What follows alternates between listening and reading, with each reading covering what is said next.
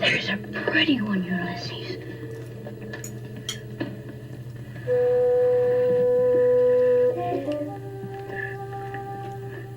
There it is. I am delighted to welcome to my channel Sarah, an Australian from the Netherlands who is also my Goodreads friend. I'm not sure that last part of her identity is very important, except that I'm glad because here she is. Welcome, Sarah. Thank you, Sean. It certainly made it to my CV, that little should be friendship. After this video goes live anyway. So the first thing that I want to do is tell everyone watching that Sarah is a co-host for a fabulous book podcast, and it is called Bookcast Club. And Sarah, please give us your elevator pitch for the podcast. Okay, sure. So it's a fortnightly book podcast, meaning it comes out every second week. There's 4 of us, me and 3 other women. We talk about like what we're currently reading, what we have just finished, and we also talk about various sort of current topics in the book world. So like we talk about the prizes that are Oh, around. We just did an episode on The Mermaid of Black Conch by Monique Roffey, which is she's a Trinidadian author. Yeah, so we all read that and discussed that together. And yeah, people really like the podcast. Their listeners say they feel like they're just listening to a conversation with their friends. They really like it. And your co-hosts are from all different parts of the world as well? Or are they all Australians living in the Netherlands? No, I'm the only Australian. The 3 other main co-hosts are all British. And then we have a couple of regular guests who come on.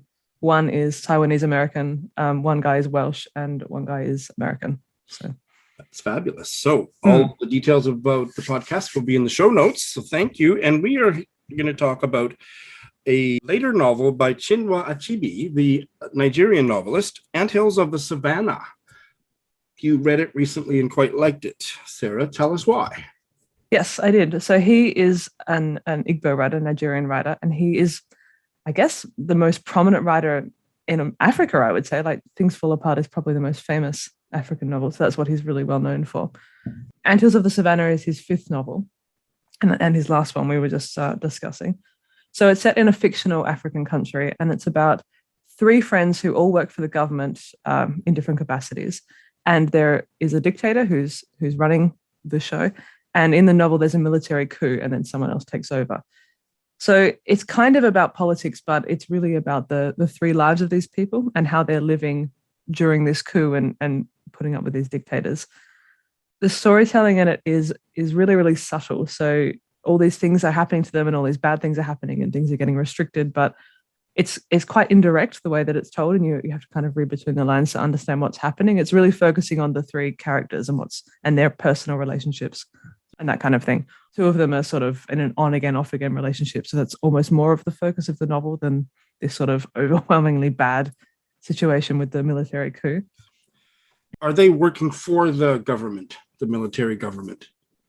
Yes. Like one of them is like an official journalist. So he puts out, he works for a newspaper. So he's a writer on paper, but yeah, he's told what he has to write. And then another one is working like in admin. So they're kind of these quite low-level jobs, which is kind of interesting because it's really about how these people who are not really involved in it, but how they're sort of dictated to and how their lives are completely affected by it. Described by it. Yeah, exactly. And they're sort of quite neutral about the coup. Like they don't really care. They're just trying to live their life and, cook their food and have friends. So yeah, very interesting. It's fascinating to me because we in the West, it's much easier for us to be apolitical. But when you live under a military dictatorship, I guess you could be in the West and live under a military dictatorship, but it's harder to be apolitical. So that sounds absolutely fascinating. What would you describe the tone? Is it bleak or hopeful? It's quite funny in places, actually, because none of them are particularly invested in the coup. Like they don't seem to really care. It's almost like they've kind of given up. They're like, whatever, I'll just try and stay under the radar and, do what I'm being told to do. So a lot of them have quite funny quips. Like there's one of the dictators is quite specific and he'll change his mind quite quickly. So they're all trying to make something happen. And then it's like, oh no, we're actually doing this and we've got to go to the other side of the city and this is happening. And they're all sort of like, oh, well, that's just life with a dictator, I suppose. So yeah, it's quite funny in places. It is a little bit removed in terms of the way that it's narrated. So it's not particularly, the characters are almost held at arm's length, if you know what I mean. So that was kind of, stopped me from completely enjoying the novel. I wanted to be a little bit more in their heads. Okay. But aside from that, I see some of the other Goodreads reviews are describing it as a satire. Would you agree with that? I don't know. I satire is something I really struggle with, I have to say. Me too. Me too. As a reader. Big time. Yeah, especially sometimes I read a satirical novel and I'm thinking like, is this satire or is this just bad? I'm not sure. I don't, as a rule, like satire. And No. The kind of satire where I feel like I'm not allowed to really care about what's happening, like to care about the characters, that kind of mocking kind of satire, I don't like. But it sounds like this is not like that. Yeah, I wouldn't have described it as satire because like military coups in African countries, it's not exactly satirical, right? Like, this happens. I didn't notice until right now. You actually, briefly, you talked about it on episode 50 of your podcast. Yeah, I was what I was reading at the time, so we just chatted about it. So yeah, we can link that episode if you're interested. Yeah, I shall. A few of my Goodreads friends weren't as big of a fan as you were. Have you read other Achebe? Yeah, I've read Things Fall Apart. To be honest, reading this novel, it mostly made me realize how much I didn't understand Things Fall Apart. So I read that when I was a teenager. And I think I just read it literally and didn't really think about it too much and didn't really have much of an appreciation for reading outside of my own culture. So as I was reading this as a bit more of a mature reader, I was much more aware of that there were things happening that I was kind of understanding. And also I was quite conscious of the fact that he was writing things that I wasn't picking up. When you have the sensation that there's a lot more in this novel than I think I'm able to understand. So it made me realize I need to probably reread Things Fall Apart and have another look at it. I would love to reread it too. I read it for the first time about 5 years ago and I was mesmerized by it. And I'm sure that rereading it, I would get all that much more. Is there anything in this story about the traditional tribal historical culture of Nigeria? Or is it much more modern? Or is it kind of a... No, it's not set in Nigeria. It's set in a fictional That's set country, in a fictional. So, and it didn't feel like it didn't feel like it was Nigeria under another name? No, it's very political, which is why I thought I probably wasn't quite understanding the subtleties. It's very much about politics and power, I think, rather than tradition and culture. Mm-hmm. Well, it sounds like a Sean book, so I am definitely going to give it a try. I really like to try and push myself in terms of what I'm reading and try and understand things from people that have lived completely different lives to me. So I think it's really worth reading. I think so too. Now, Things Fall Apart is a masterpiece. The first of a trilogy. Things Fall Apart, and most of what I've heard is that the other two aren't that great, but fell apart, perhaps. The trilogy falls apart. So, but this one sounds like he got his groove back. Can we say that? I didn't realize he was quite debilitated by a car accident he had. Did you say it was in the early 90s? Yeah, he was, I think, hit by a car or a car rolled on him or something like that, and he ended up in a wheelchair for the rest of his life. So he didn't write anything. I'm not sure if that was related to him not writing any more novels, but then he became a lecturer at a university. And I think this is when he did his, maybe it was before that, then he did this sort of famous lecture about Joseph Conrad's Heart of Darkness, about how racist it is. I don't know if you're familiar with this. Vaguely. Yeah. I'm certainly not familiar with the argument. I don't know that I necessarily knew that he'd written about it. Not surprised. No. Yes, definitely Anthills of the Savannah was his last novel, and there was a 20-year gap from the previous novel. So nonfiction in the interim. Well, this is great. Sarah, thank you so much. I hope you'll come back. Thank you very much, Sean. I would love to. I am delighted to welcome back for her second appearance, Q from the Washington area of the District of Columbia. Q, welcome back. Hi, nice to be back. Nice to have you. And you have just recently read and quite enjoyed a fascinating sounding novel, dystopic novel, I would say, Dreamland by Rosa Rankin Gee or G, what would you say? I think Gee. Tell us about it. Well, it's, as you could say, dystopian. It's also, she's a queer writer, which I didn't really know. Yeah, and it obviously centers around a relationship with it. I think it's dense. I did an Audible, and I thought that was a really good experience. Normally, I probably would have enjoyed it on paper, but I couldn't get a copy of it. So I was really, really excited about it. I heard about it on Books on the Go. Have to do that plug. Okay, and I was great. sold. And I was actually sold because I love reading about, I really like British culture and contemporary literature. I really like following that. So the storyline sounded interesting too. I'm not a huge dystopian person, but disclaimer, I actually, when I was teaching college, undergrad, I did a class kind of centered around dystopian fiction. In other words, you taught it.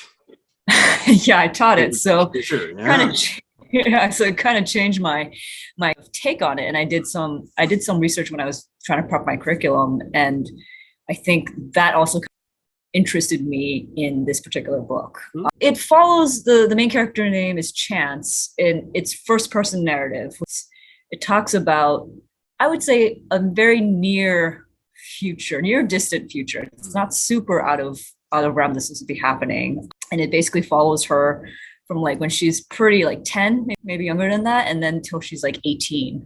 We really hear that whole span of time. And it centers around her family and how they basically move out of London out to Ramsgate, which is right outside, like right north of Dover, if I'm getting the landscape correctly. And it really, yes. Yeah, in that area. And it kind of describes a coastal town, a vacation kind of spot, but they're locals and they're residents. And I also really kind of enjoyed that. The other side of the working class, of the residents who basically live there instead of just having the luxury of leaving a vacation land.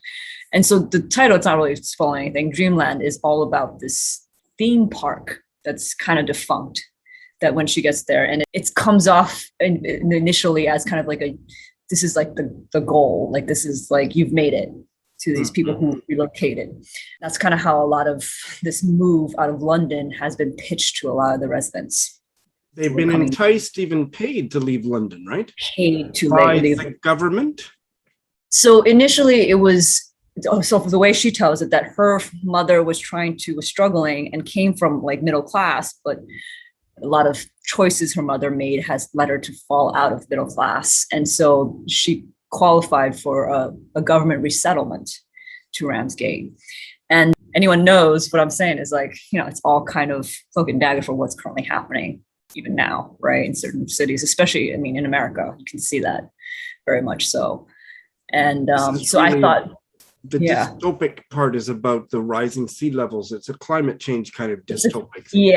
Yeah. So I would say that like, that's kind of, and I kind of read a little bit about her website too. She wanted to kind of use climate change as the main large dystopic commentary, but I also think that what she really did was comment on class and wealth gap. That's way more driving the story. I think climate change is kind of like a catalyst for events to happen in the plot. It really is centered around the fact that you're hearing a whole total different society voice. There's a sentence in the blurb from the review in the Observer. Water courses through its pages as rising sea levels heighten inequality. So the interaction between those two things. Yeah.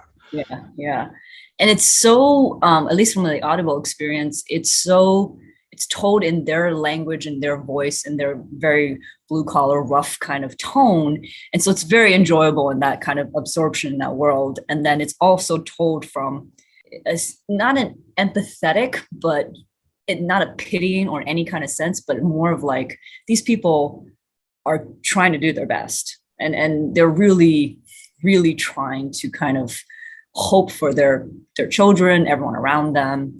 And that's what propels the story. Like, it's not the fact that I like dystopian books. It's the fact that you really connect with this Chance and her, like what she's going through, essentially. I just checked the audiobook on Audible. It's narrated by Kristen Atherton. Yes. You like the audio book experience? I like the audio. Yeah. Very authentic. I felt like it was captured very well. Is it a large cast of characters concentrated on a family? Who are the people? It's mostly concentrated on Chance, her family, And this, not to deal with it, not to spoil anything, but Right. this relationship she ends up having with Frankie, a character Frankie, and it's a queer relationship. Character driven, plot driven. I mean, there's a lot happening in the world, but would you say it's more of a character driven story, or More character driven, honestly. If you're reading it for plot, I don't think you'll be satisfied with it. The biggest thing that I really, really enjoyed too was, I think it's very rare for us to kind of, at least me personally, to read dystopian novels from a perspective of female and young. It never really occurred to me until I recently read Octavia Butler's Parable of Sower. So the thing I would compare most. But a lot of other dystopian books are all male driven, like the main character is male. And it's a completely different, if certain things got changed in society, how does a female protagonist interact, a queer female protagonist interact versus a male one, like the kind of character motivation. So that's really well done there. I don't want you to stop talking, but you have already deeply sold me on this novel. And I'm like yourself, I am not somebody who reads a lot of dystopian fiction. How about the writing? It's beautiful. That's what I mean, that's the other thing about that's the other critique I would say about a lot of dystopian novels. It's a little too heavy-handed. This one's not at all.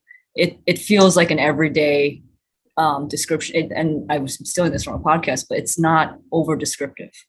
She has very interesting turn of description and phrasing, but it's not, you don't feel like you're choking on description, which I also really love. Especially because Anne Bailey Karras is a dear friend of mine. I brought her to BookTube, actually. I'm her BookTube godmother, fairy godmother.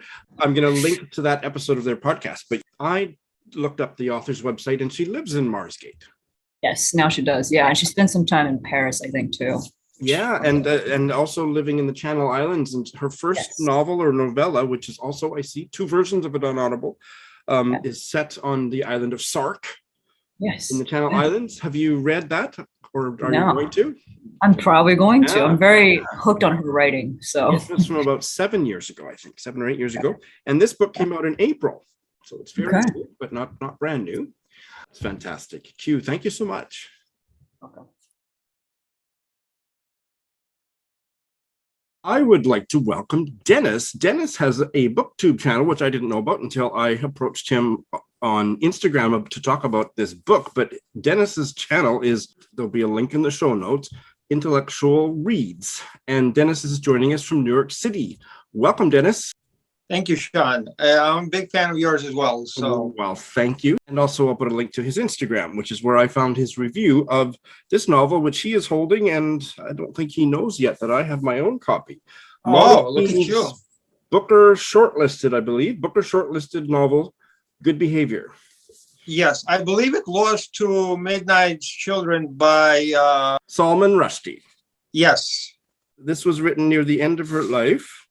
1981, I think. She wrote romance novels previous to this. And she published for the first several decades of her life as an author under the pen name M.J. Farrell. Correct. And I didn't know that until about 10 minutes ago when I was doing my 3 minutes of prep for this chat, and I have one of hers. Well, it's written right there. Oh my God, nice. Mad Puppetstown. It says M.J. Farrell with her name, Molly Keene, but I didn't connect it to this other novel until now. So tell us about Good Behavior, Dennis. So I'm really enjoying Good Behavior because you can really see her control of the novel as an author. It is very, very subtle.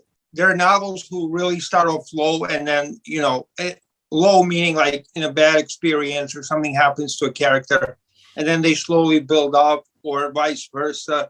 They'll start up high, and then through tragedy, they'll bring the character down. Here it's like all on one level. Mm. But the thing that I really appreciate about her doing this is because she is writing about characters who have to behave on this level. Because Good Behavior is in reference to that in society where she's putting these characters in Ireland, of noble class people who come from England.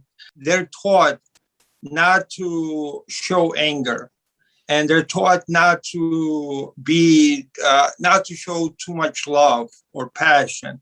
And so they have to stay on this kind of even keel.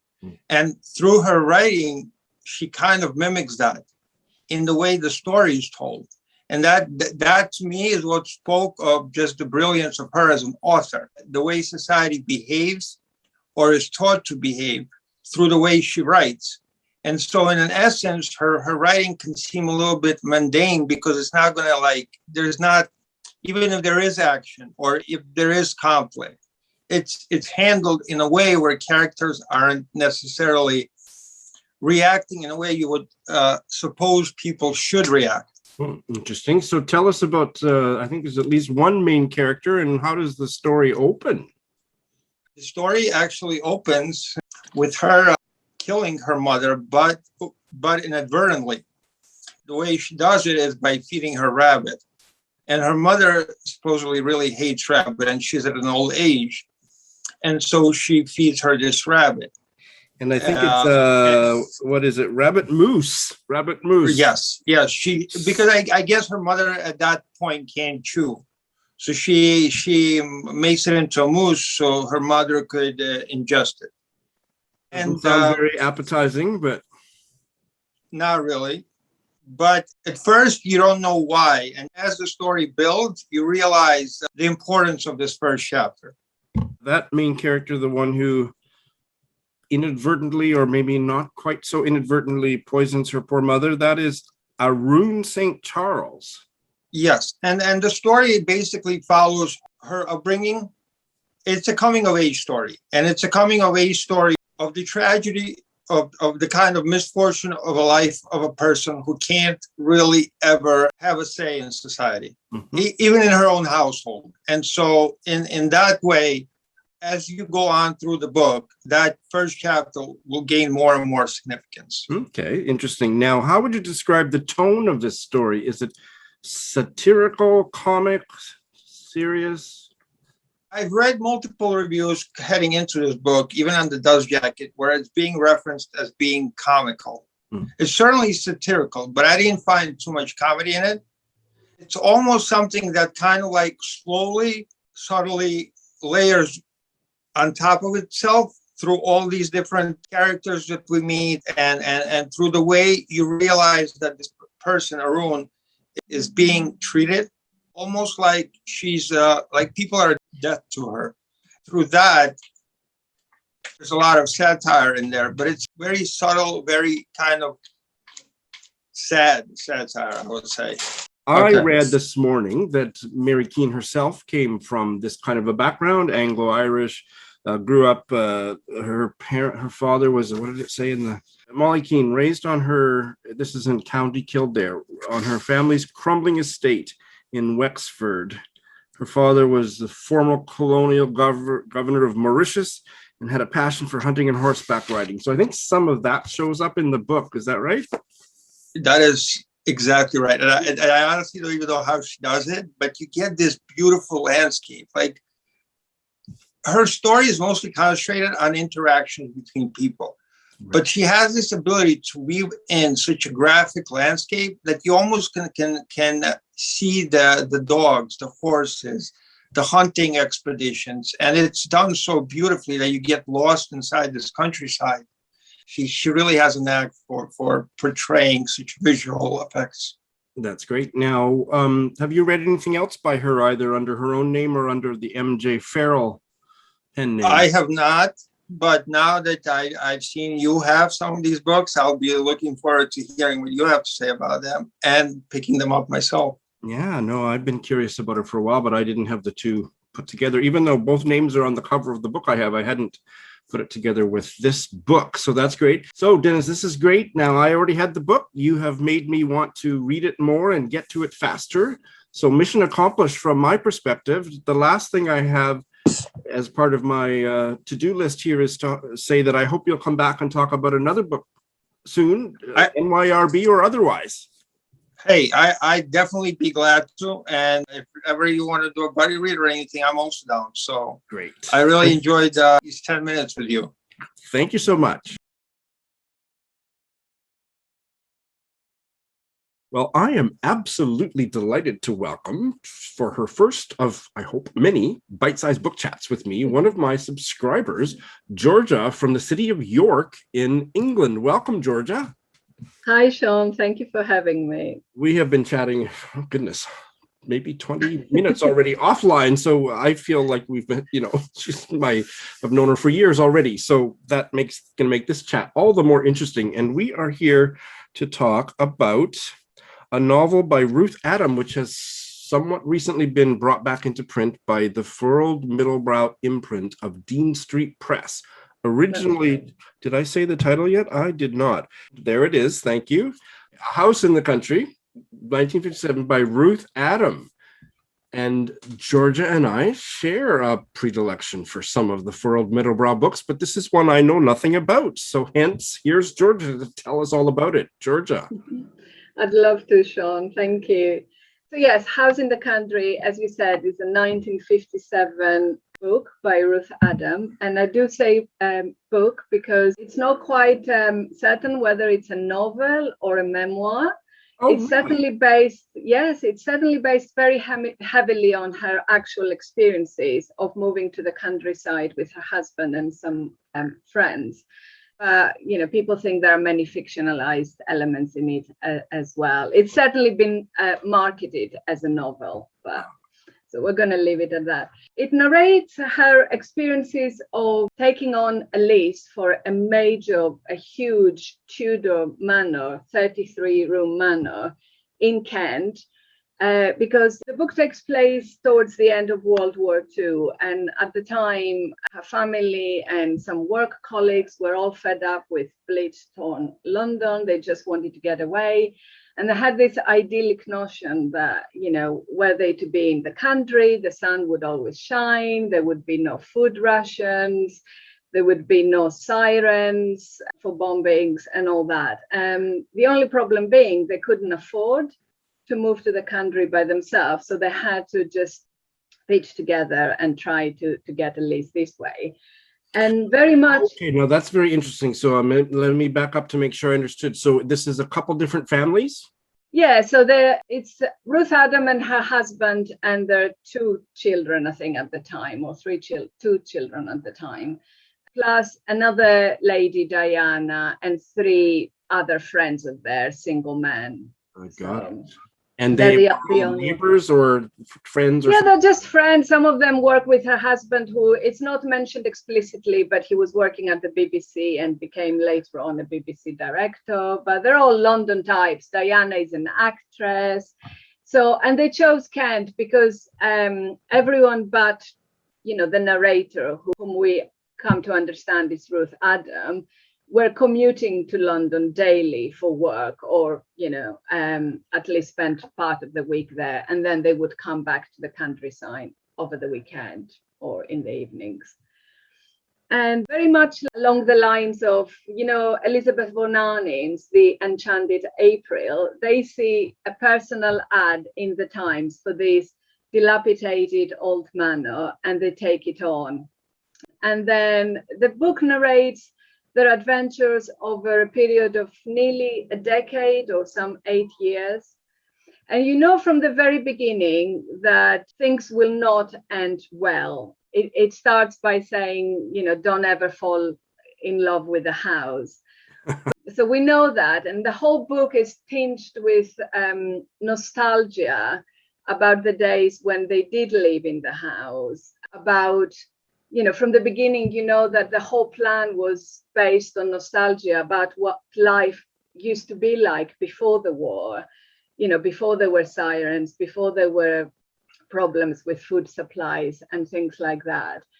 They take on this huge rambling house, and it's all about this house. So the main character in the book is this beautiful old manor, which comes with a very elderly head gardener who had been there since he was a young lad, and from the colonial days when the main family used to live there.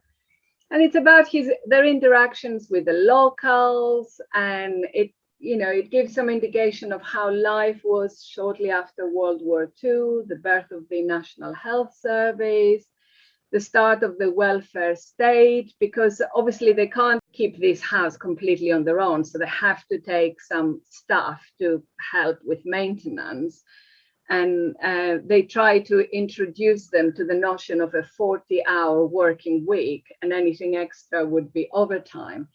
So there are many comic elements to it, and some biting remarks about the locals and the infighting between the vicar and the local policeman and things like that. So it's absolutely charming. Oh, it sounds like such a Sean book, Georgia. Don't you think so? Yeah. Oh, most definitely, Sean. Yes, I think you should give it a go. Yes, absolutely. I will. What can you tell us about Ruth Adam? She was born in the early 1900s, I think, and she was a very interesting woman. She was a feminist. I think she's written a few novels. I think this is the only one reprinted by Dean Street Press. I'm not quite sure about that, but she's written a lot about social policy and social reform and feminist matters, and I think also some plays and comics and things like that. And I think Persephone books have reprinted some of her writings, a woman's place or something. So some of her memories from the war, well, both wars really.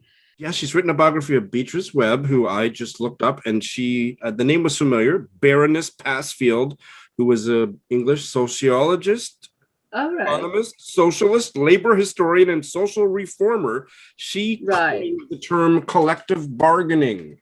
Well, there you are. Yes, it sounds like the kind of person Ruth Adam would be interested Ruth Adam has written her biography. So Ruth Adam sounds like a fascinating individual.